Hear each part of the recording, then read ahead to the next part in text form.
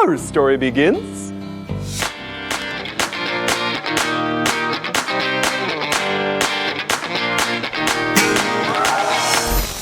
Jim Carrey é um ator canadense-americano, um mestre incomparável da comédia com umas expressões faciais sem igual.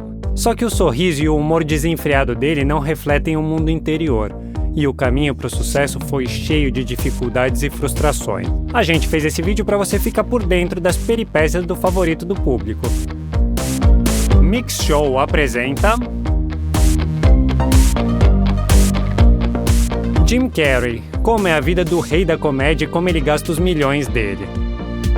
James Eugene Carrey nasceu em 17 de janeiro de 1962 na pequena cidade de Newmarket, no Canadá. Quando ele nasceu, ele já tinha um irmão mais velho e duas irmãs.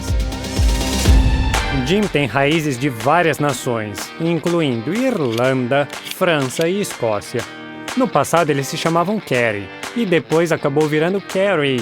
Os pais eram criativos e ambos podiam seguir a carreira musical, mas as circunstâncias da vida fizeram o pai Percy ser contador e a mãe Kathleen ser dona de casa. A mãe era muito instável psicologicamente. Alguns até falavam que ela era louca. Ela foi diagnosticada com um transtorno neurológico em que a pessoa se preocupa o tempo todo com a saúde, achando que tem doenças que nem existem na verdade. A causa dessa doença geralmente é uma predisposição à depressão e à ansiedade. Foi aí que Jim começou a fazer todo tipo de coisa engraçada e caretas para entreter a mãe pelo menos um pouco. A vida da família não era estável, era muito difícil. No final dos anos 70, eles se mudaram para o subúrbio de Toronto porque o pai perdeu o emprego e não tinha como manter o padrão de vida. Eles mudaram para Scarborough, que era popular entre os imigrantes. Lá, naquele caldeirão de etnias e religiões, Percy começou a trabalhar de segurança numa fábrica de rodas de carro. Jim foi para a escola e ajudava o pai à noite. E o irmão e as irmãs dele também. Uma hora as coisas pioraram e eles tiveram que se mudar para morar em um trailer. Depois de um tempo, o pai conseguiu um emprego como contador na vizinha Burlington. Lá, Jim morou 8 anos num subúrbio industrial e estudou na Aldershot High School, onde continuou divertindo todo mundo e também formou a banda Spoons. Depois de se formar, ele foi trabalhar com o pai. Mas o sonho de se tornar comediante superou a ideia de trabalhar como operário de fundição a vida toda. E os pais apoiaram ele na empreitada. Kathleen fazia figurinos para ele se apresentar, e Percy foi quem levou Jim com 15 anos para o popular clube de stand-up Yak Yaks e o ajudou a escrever o primeiro texto da apresentação. Ele não impressionou o público, mas não desistiu, e pouco depois as sketches começaram a dar uma graninha. Ele conseguiu se tornar uma estrela local e todo otimista foi para os Estados Unidos, onde tentou aparecer no programa Saturday Night Live. Infelizmente ele foi rejeitado, mas não desistiu de novo. Ele continuou trabalhando em Toronto, aproveitando todas as oportunidades de brilhar. Ele acabou conhecendo o popular comediante Rodney Dangerfield, que o convidou para uma turnê. E nessa turnê ele aquecia o público antes da apresentação principal. Ele foi ficando cada vez mais confiante e finalmente decidiu viver e trabalhar em Hollywood. Quando Rodney chamou para continuar trabalhando com ele não quis e correu para Los Angeles. Lá ele conseguiu um trabalho no programa Comedy Store e logo apareceu na televisão. Em 1981 ele fez o papel principal no filme Rubber Face, que não fez sucesso nenhum. Depois vieram Bob and Jack, Dois Pés Frios numa Gelada, All in Good Taste, Achado Não é Roubado e a série infantil The Duck Factory. E o primeiro longa-metragem foi em 85 com a polêmica comédia de terror Procura-se Rapaz Virgem. A galera não curtiu a história simples e vulgar de uma vampira perseguindo um rapaz. O filme não recebeu forte aprovação, mas também não fracassou na bilheteria, arrecadando $10 milhões e impulsionando a carreira de Jim. Alguns anos depois do melodrama de fantasia Peggy Sue, Seu Passado à Espera, Jim já havia estrelado Dirty Harry na lista negra, com mestres como Clint Eastwood e Liam Neeson. Diz a lenda que Jim foi escalado depois de fazer todo mundo chorar de rir antes do casting começar. Em 87, a vida dele mudou quando ele casou com Melissa Walmer, que era garçonete da Comedy Store na época. Nesse mesmo ano, eles tiveram uma filha, Jane Erin. Nos próximos anos, ele participou de Meu Amante é de Outro Mundo, Mike Hammer, Aventura Perigosa, Cadillac Cor-de-Rosa e Casos de Família. Mas ele ganhou a primeira grana decente na série de televisão In Living Color, que ele começou a fazer no início dos 90. Ele recebia $25 mil por cada episódio e ficou 4 anos na série. Infelizmente, essa época não foi marcada só pelo começo de uma carreira brilhante, mas também também foi triste, porque a mãe dele morreu de insuficiência renal em 1991 e o pai 3 anos depois. Em 93, Jim ganhou fama real com a comédia excêntrica Ace Ventura, um detetive diferente. Going to find it. If I have to tear this universe another black hole, I'm going to find it. I've got to, mister! O excêntrico detetive particular, usando uma camisa havaiana, não só cativou o público na hora, mas também ajudou Jim a ganhar $350 mil, perto de $1 bilhão.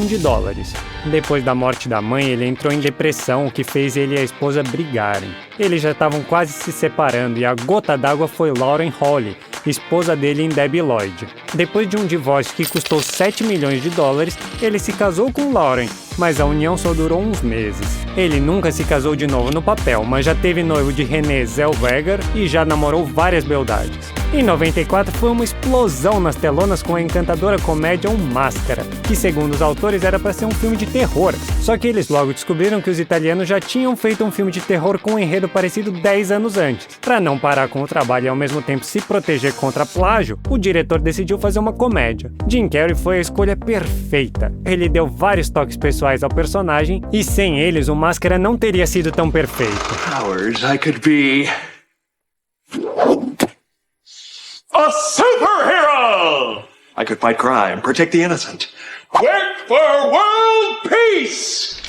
Primeiro, em homenagem à mãe, ele pediu para os figurinistas fazerem um terno amarelo idêntico ao que ela fez para ele na primeira audição dele para o cinema. Segundo, o Stanley Ipkiss verde era para ser muito mais estático. Ele deveria usar uma máscara especial e uma sobreposição com uns dentões que limitariam as expressões faciais. No fim das contas, eles decidiram fazer uma maquiagem complexa, mas Jim se acostumou com os dentes e até conseguia falar com eles. O público adorou o Máscara e o filme foi indicado a quase todos os grandes prêmios do cinema. A renda totalizou $350 milhões a um custo de só 23 milhões, e Jim recebeu $540 mil pelo filme. Em 95, os criadores de Ace Ventura decidiram repetir o sucesso e lançaram uma sequência. Jim faturou o cachê enorme de $15 milhões, o que era metade do orçamento total do filme. Nessa época, Hollywood entendeu que a participação dele garantia o interesse do público e um sucesso de bilheteria. Também pensaram assim os produtores de Batman Forever. Depois que Robin Williams desistiu do papel do Charada, eles convidaram Jim Carrey. I'll help you solve the greatest riddle of all, the mother of all riddles. Who is Batman? Aliás, Michael Jackson estava ansioso para conseguir o papel, mas eles nem sequer pensaram nele. O cachê novamente foi de 6 zeros, dessa vez 7 milhões. O sucesso financeiro continuou aumentando e ele faturou $20 milhões pelas filmagens de O Pentelho. Ele demonstrava ser super original na vida real e se divertia pra valer. Quando estava negociando o contrato desse filme, ele fez os gerentes e advogados usarem camisas havaianas, que nem o do Ace Ventura. A próxima comédia foi Um Mentiroso e para fazer ela, Jim recusou o papel de Dr. Evil em outro trabalho. Ele levou 20 milhões e uma indicação ao Globo de Ouro de melhor ator. I'll have to hear good cause, Consul. I can't lie! Commendable, Mr. Reed, but I'm still waiting to hear good cause. Now, do you have one or not? Not! Além disso, a revista People nomeou Jim como uma das pessoas mais bonitas do mundo. Mas nada disso era suficiente pra ele. Ele queria provar pra todo mundo que ele não era só um cara engraçado em outra comédia bobona ou um excêntrico com um visual estranho, mas um verdadeiro grande ator com uma ampla gama dramática. Essa oportunidade veio com o filme O Show de Truman, um grande sucesso de 98. Slice me and peel me. There's so many choices! No! Do something! What'd you say? Who are you talking to? Nothing, I didn't say anything. Todo mundo via o que queria. Restrições sociais, opressão política, o absurdo dos reality shows e o valor de cada momento da vida. O próprio Jim ganhou o Globo de Ouro pelo filme e um cachê de $12 milhões.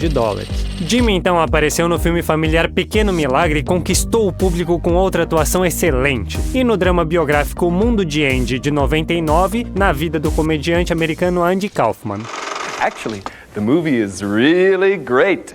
It's just filled with colorful characters, like the one I just did and the one I'm doing now. Atores famosos como Sean Penn, Kevin Spacey e Nicolas Cage competiram pelo papel, mas depois que o diretor Milos Forman assistiu o teste de Jim, ele decidiu na hora. Apesar dos outros resistirem muito tentando convencer Milos a não confiar em Jim para fazer esse papel, Jim fez quase o impossível, literalmente reencarnando em outra pessoa. Ele não encenava no set, ele vivia a vida do cara com todos os hábitos, gestos e expressões faciais. Ele até exigiu que todo mundo, inclusive o diretor, o chamasse de Andy. O resultado é que o filme foi simplesmente impressionante e indicado para vários prêmios de prestígio, tendo Jim ganhado o Globo de Ouro e 12 milhões. O novo milênio trouxe vários filmes interessantes para a carreira dele. Teve a comédia Eu Mesmo e Irene, em que ele fez um cara com múltiplas personalidades, e a fantasia familiar O Grinch. Em 2001, foi lançado o melodrama Cine Majestic. No total, Jim faturou mais de 40 milhões de dólares por esses filmes. Ele ganhou um cachê recorde em 2003 quando fez a hilária comédia Todo-Poderoso. Faturou 25 milhões de dólares pelo filme. Surely I say unto you, dudes, I do not wish to fight. So as soon as you apologize and make a full reckoning of your transgressions, I shall absolve you and continue along the path of righteousness. Em 2004 vieram dois filmes notáveis, o conto de fadas Desventuras em Série e o drama romântico Brilho Eterno de uma Mente Sem Lembrança. Wait. What? I don't know. What Just do you wait. want, Joel? Just wait. I don't know. I want you to wait for him. Just a while. O filme ganhou o Oscar, o Saturno, o BAFTA e recebeu mais uma dúzia de indicações, e Jim faturou 10 milhões de dólares. Nos próximos 3 anos só foram lançados 2 filmes, a comédia As Loucuras de Dick e Jane e o suspense psicológico número 23, que ele fez com o maior prazer porque ele mesmo é um grande fã de numerologia. Em 2005, Jim começou a namorar Jenny McCarthy, que ele tratava com muito carinho e também cuidava do filho doente dela. Mas 5 anos depois eles anunciaram a separação e ela assinou um contrato de não divulgar detalhes da vida pessoal e recebeu 25 milhões de dólares. Em 2008, Jim dublou Horton e estrelou Sim, Senhor. E ele aprendeu coreano e ficou gravemente ferido depois de quebrar 3 costelas. Because I'm gonna take this foot and I'm gonna whop you on that side of your face. There's not a goddamn thing. Just don't break my teeth off on the curb, okay? But let's really sell this. Gamash. Por conta desse filme, ele até recusou fazer a sequência de Todo-Poderoso, que acabou sendo sem ele. No ano seguinte, vieram Os Fantasmas de Scrooge e O Golpista do Ano, baseado no livro de Steve McVigar, e causando maior alvoroço.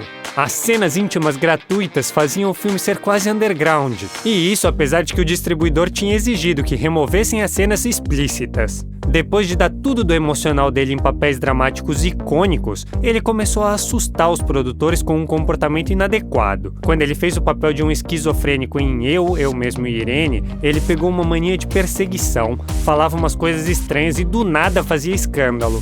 Os criadores de Um Mundo de Andy não tiveram coragem de publicar cenas do making-of, que eles queriam mostrar porque Jim deixou algumas pessoas apavoradas. Além disso, por causa desse estado de ansiedade, a carreira dele não estava indo bem em 2010. A comédia Os Pinguins do Papi pode ser considerado um sucesso, mas no geral ele recebe cada vez menos convites. Nessa época foram lançados os filmes meio que comuns, O Incrível Mágico Burt Wonderstone e Kick-Ass 2, além de várias séries de televisão com a participação dele. A luz no fim do túnel foi o nascimento do neto. Jane, a filha dele do primeiro casamento, deu à luz em 2010. O garoto Jackson Riley Santana virou logo uma estrela porque Jim posava todo feliz com ele pras câmeras e fazia postagens babando netinhas nas redes sociais. Em 2014, os fãs de Debbie Lloyd estavam aguardando uma sequência. Eles tiveram que esperar quase 20 anos, mas apesar da boa bilheteria, o gênero parecia super ultrapassado para os especialistas. O fracasso continuou perseguindo Jim, mas não foi só na área criativa não. Em 2015, a atriz Catriona White, que ele tinha namorado vários anos, se suicidou dentro de casa.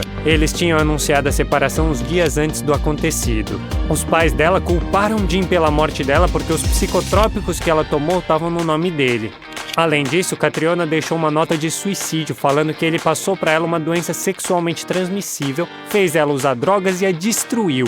A briga durou vários anos. Jim se defendeu alegando que a namorada estava deprimida e que a família não queria justiça, mas dinheiro. Na véspera de uma reunião em 2017, ele se comportou super estranho diante das câmeras da New York Fashion Week. E aí, mais uma vez, começaram os rumores sobre ele ser meio anormal. Mas ele conseguiu defender a inocência dele na morte de Catriona. Como não estavam rolando grandes projetos, ele fez a série de televisão Just Joking, por 2 anos, que foi bem apreciada pelo público e indicada 2 Globos de Ouro. Ele também trabalhou como produtor executivo no set. Em 2020 foi lançado o longa-metragem de animação Sonic, em que ele interpretou o principal vilão.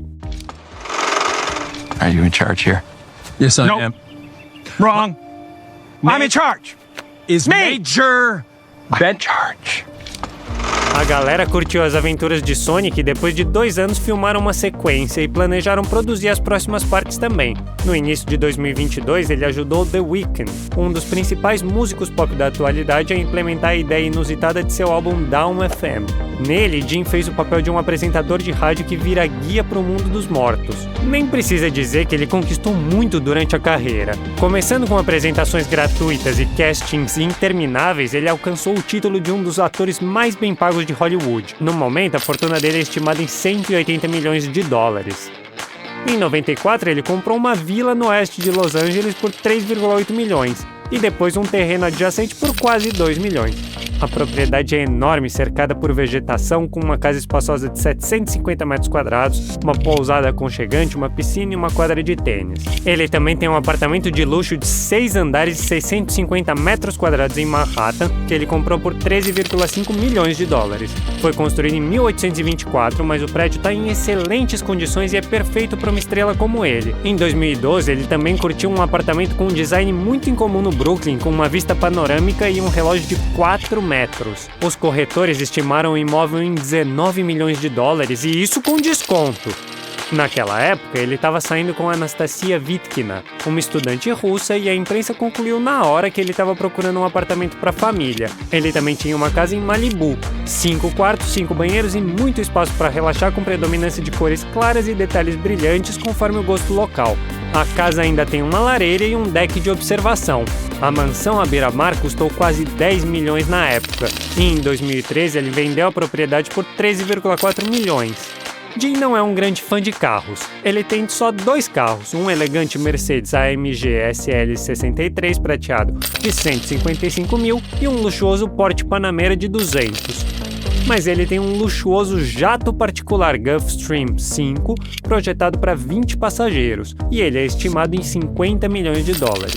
Além do cinema, Jim tem outros hobbies como pintar e fazer escultura. O processo criativo dele foi até capturado no curta-metragem I Needed Color, que encantou os fãs dele. Além disso, ele lançou o livro Memórias e Desinformação em 2020. É um livro de reflexão sobre amor, amizade e destino, e ele abre a cortina de Hollywood e revela segredos pessoais. Por exemplo, ele chama Renée Zellweger de seu último grande amor, mas ele tá longe de ser uma obra clássica, tá cheia de confusões e parece um espelho quebrado que você usa para ver o mundo interior dele, mas nem todo leitor consegue descobrir onde tá a verdade e onde tá a ficção. Jim também é conhecido pelas caricaturas políticas de Donald Trump que ele compartilhou em 2017. Ele é um orador ativo em questões sociopolíticas. Ele apoiou a Ucrânia na guerra com a Rússia e critica severamente Vladimir Putin. Ele resumiu as coisas em uma postagem nas redes sociais: tenha medo de alguém que ninguém gosta. Jim Carrey é um cara alegre com um olhar triste que revela uma vida difícil e as marcas da infância. Ele se deu bem na profissão e é um cara bonito que infelizmente nunca conheceu o amor da vida dele no meio do caminho. Mas a vida continua e aí pode ser que num próximo vídeo a gente fale dos novos papéis ou de um belo casamento.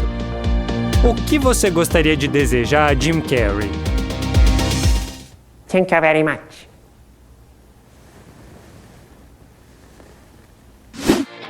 Se você gostou desse vídeo, deixa um like. E não se esqueça de se inscrever para não perder nada do que vem por aí.